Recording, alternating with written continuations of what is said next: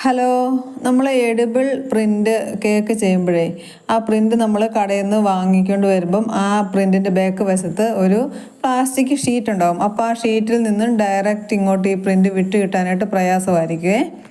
ആ പ്ലാസ്റ്റിക് ഷീറ്റിൽ നിന്നും ഈ എഡിബിൾ പ്രിൻ്റ് വിട്ട് കിട്ടാനായിട്ട് നമുക്ക് ഓവൻ ഒന്ന് ചൂടാക്കണം. ഓവൻ ചൂടാക്കിയിട്ട് ഓവൻ്റെ അകംവശത്തല്ല, ഓവൻ്റെ മുകൾ വശത്ത് നമുക്ക് ഈ പ്രിൻ്റ് അങ്ങനെ തന്നെ അങ്ങ് വെച്ച് കൊടുക്കണം ഒരു 5 മിനിറ്റ്.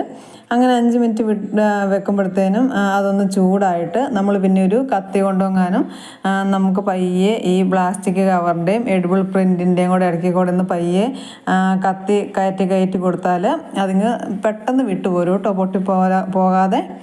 ഇന്ന് ഓർഡർ ഉണ്ടായിരുന്ന ഒരു എഡിബിൾ ഫോട്ടോ പ്രിൻ്റ് കേക്കിനും ഒരു റെഡ് വെൽവെറ്റ് കേക്കിനും വരുന്നേ.